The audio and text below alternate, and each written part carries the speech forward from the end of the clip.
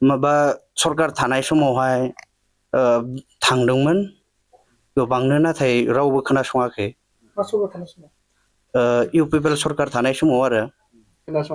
ओहो माबा गोबांबार बाबायाबो थांदोंमोननो अफिसाव माबायाव उदालगुरियाव आङो दा माने आंनि बे आथिंनि थाखाय आं जाहाथे अपारेशन खालामनो थाखाय सार दास बे सरकारनि सलायबाय थानाय सार हाग्रामा महिलारि सारनिसिम अनसुंथाइ बिनो सानदों दा अपारेशननि थाखाय गोबां फैसा नांगोन होननायखाय ओमफ्राय दा फैसा गैयैनि जाहोनाव बेसेबांखिनि समायसिम थानांदों गासै 2023 आवनो जानाय आङो नभेम्बर 7 नभेम्बर मासावहाय बेनिफ्राय दा बिसिम 4 बोसोरानो जानोसै आरो थाबायनो हाखाया आरो ओहो हाया थांलाय फैलाय खालामनो हाखाया आं बे बिसिनायावनो थाबाय थानाङो ओमफ्राय बेयावनो जानाङो बेयावनो माने लेट्रिन खालामनाङो आरो आंहा आंनि नैबे फिसा सासेया जे एक्सिडेन्ट जानानै दा आथिं थोंसे बायनानै थाबाय आरो थानायनि उनावहा बियो हस्पिटालाव थांबाय आरो थांनायनि उनाव गोबां थाखा फैसा गारनानै हा हु फाननानै आङो नायदोंमोन नाथाय थाखा फैसा थोजोबैनि कारनाव दिनै बे गथ'खौ सारा सास्तिहै आं दोननाय जादों आरो बे दोननायनि जुगिदिनो दिनै गोबां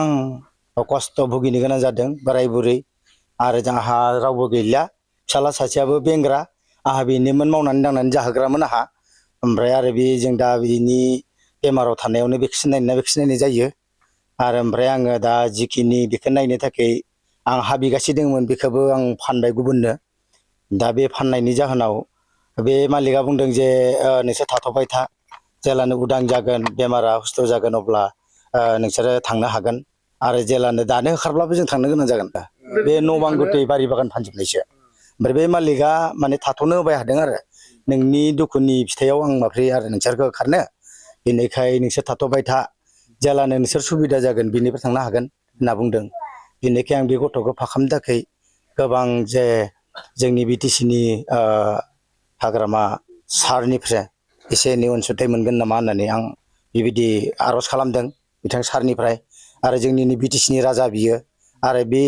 बेजों लोगोसे आं गोबां समनिफ्रायनो दोनफाबाय थायो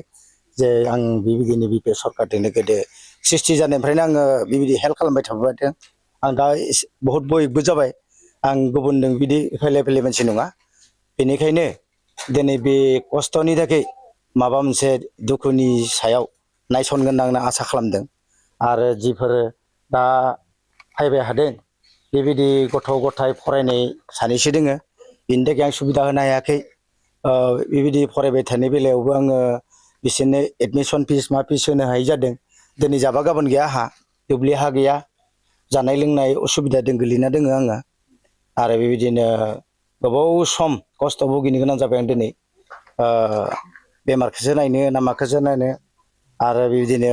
खि हासुदै लोगोसे गारनांगौ जायो बिमा गैयाबा आं थानाङो आरो आं थाबाला बिमाया खामानियाव थांनो गोनां जायो बियो मथा मथि बे जानायावहा 18 बोसोरल' जादोंमोन देग्लाय 20 बोसोर हाबनोसै 20 बोसोर औ बेबायदि अबस्था जाना दोङो हा हुखौ जुदि होखारोब्ला आं थांनानै बबे जायगायाव थाहैगोन आरोबा माहा थाहैगोन जों दुखु खालामनो गोनां जागोन आरो दिनै गाबोन बेबायदि मेनलिया जाबाय गुबुन जायगायाव थांनानैबोथ' रायजो जाहैनो हाया आरो गावनि रायजोआवनो जोङो थानो गोनां जागोन अब्ला सोरनि न'आव थानो बा सोरनियाव माबानो जों बिनिखायनो जों बेबायदि माबा मोनसे बे गथ'खौ मोजां खालामनानै जेन जों बेबायदिनो मोजां सुबिदा मोनगोन होननानै जों आसा खालामबाय थादों आंथ' खावलायदोंमोन जे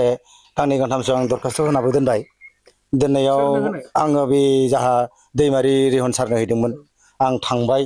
आरो दिनैसिम गांनैसो जाबाय बेबायदिनो दरखास्थ' होनाया आं हयथ' बे बैसोमुथिनि सायाव दङ आं दुखुनि न'खरनि मानसि आं बे दुखुनि न'खरनि बिफा आरो आदैमोन आंनि फंबायमोन बिदि आं खोन्थादों बेनिखाय आं बे आगजखौ हैबाय हैनायाव सानसेखालि थांबाय जे आं बिराद दुखुआव दोङो आरो बेबायदि आं कागज होनायाबो बेबायदि नोंथांनियाव गांनैसिम जाबाय आरो बुंबाय बेबायदि पेकेज गैया दा दसे बेफोरनि आं दा सरकार गोदानसो आं दा बेबायदिखौ सुबिदा होनो हाया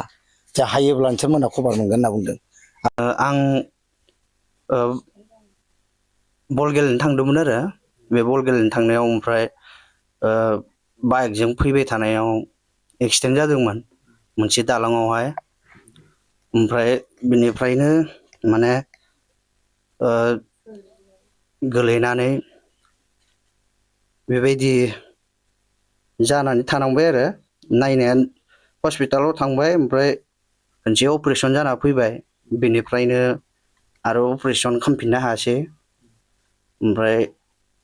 दा उपाय गैया बेनिखायनो एसे सारनिसिम माने हाग्रामा महिलारि सारनिसिम एसे अनसुंथाइ बिदों आरो आंनि मुङा सिमियान बसुमतारी गामि गामि खौलापुर 4 नम्बर जिल्ला जिल्ला उदालगुरि समस्थिया समस्थिया भैरबखुन्द